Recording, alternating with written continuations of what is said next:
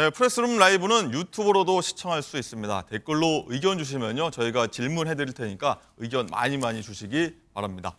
자, 오늘 궁금증 해결사분들 나오셨습니다. 김은배 전 서울경찰청 국제범죄수사팀장, 박지훈 변호사, MBN 장가희 기자와 함께하겠습니다. 어서 오십시오. 안녕하세요. 안녕하십니까. 자, 먼저요. 정말 안타까운 사고가 발생했습니다. 장가희 기자, 경기도의 한 유치원에서 교실 문에 4살 아이의 손이 끼어서 절단되는 사고가 벌어졌는데 어떠다가 이런 일이 벌어진 거예요? 네, 수원에 있는 한 유치원에서 발생한 일인데요. 영상으로 함께 보시겠습니다. 네, 빨간색 옷을 입은 아이가 복도 끝에서 달려오자 문 앞에 있던 교사가 아이들을 데리고 교실로 들어갑니다. 웬일인지 이 교사가 문을 두 손으로 잡더니 한쪽 다리까지 굽혀서 문을 굳게 닫는데요. 이 과정에서 달려오던 4살 비군의 새끼손가락이 문틈에 꼈습니다. 다친 비군이 울면서 원장실로 뛰어가는데 교사는 따라가지도 않고 그대로 서 있기만 합니다.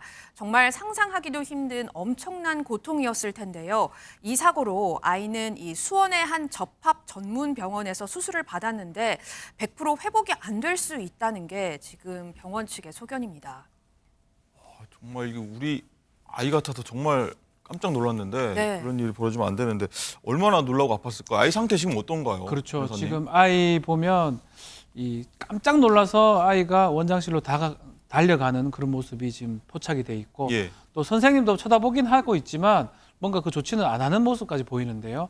아이가 아절단 상태라고 새끼손가락 거의 한 8, 90%좀 문제가 있는 그런 상황이고 손가락이요. 완벽하게 회복될 수 없을 수도 있다라고 지금 얘기를 하고 있고요. 더 중요한 거는 그 이후에 상당히 놀랍니다. 네. 계속 깨기도 하고 후회 상상 증후군을 겪고 있고 아마 아이가 이때 상황에 대해서 계속 끔찍하게 생각하고 있는 것 같습니다.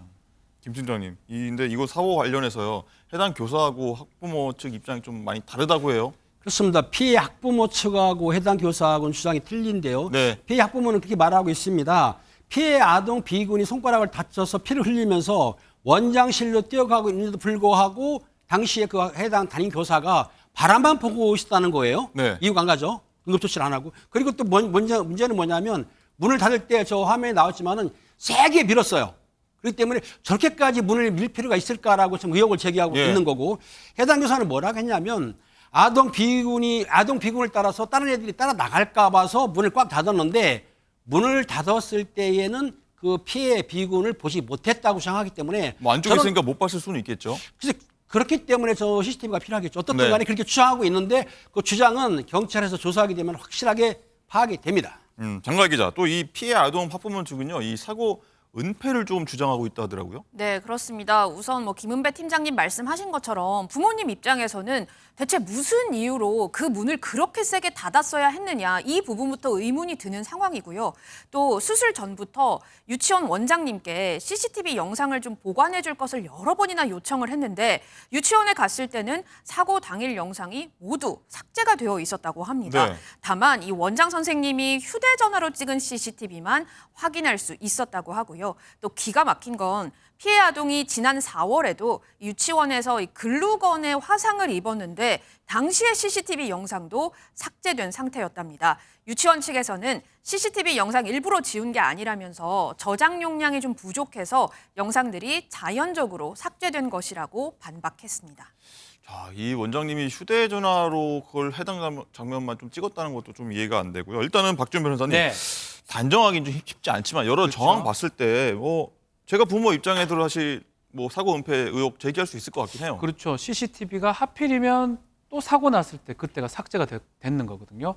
그래서 단정할 수는 없습니다. 그렇지만 확인은 좀 해봐야 되겠죠. CCTV가 어떻게 삭제가 되고 어떻게 보관되고 있는지 또 이런 일이 반복되고 있는지 어린이집에서 상황을 좀 확인해 봐야 될 것 같고 영상이 남아 있습니다. 왜 체중을 실어서 선생님이 저런 행동을 한 건지 아이가 가고 있는 건데 왜 그냥 물끄러미 쳐다보는지 또 선생님 진술도 중요합니다. 네. 선생님이 왜 그렇게 했는지 그런 것들을 경찰 좀 따져봐야 될 것 같습니다.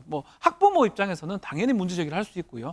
선생님의 얘기를 들어봤을 때 그게 납득이 갈 수 있는지 또 어린이집이 어떻게 처리하고 있는지 그것을 보면 어느 정도 좀 진실은 좀 나오지 않을까 생각이 듭니다. 네. 김대 팀장님, 이제 CCTV가 가장 중요할 텐데 CCTV가 복구가 가능할까요?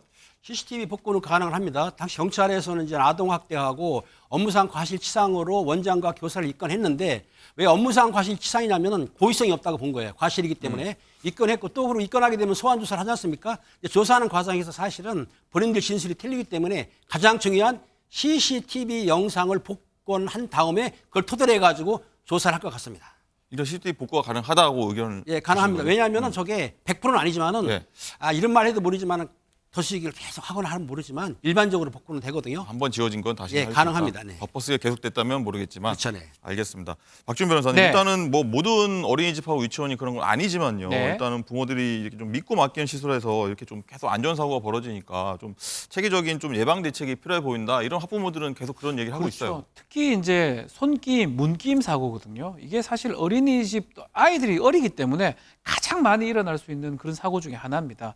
그래서 요즘 대부분의 어린이집이나 좀 그 어린이들 많이 있는 곳은 문을 좀 하지 않습니다. 그러니까 개방해놓고 뭐 커튼을 치거나 분리하거나 이런 정도를 하지 이렇게 개폐식의 문을 하질 않는데 또 한다 하더라도 뭐 보셔서 알겠지만 어떤 완충 장치 같은 거 해놔요. 네. 아주 스펀지 같은 맞습니다. 거라든지 좀 그런 어떤 안전이 가장 중요하지 않겠습니까?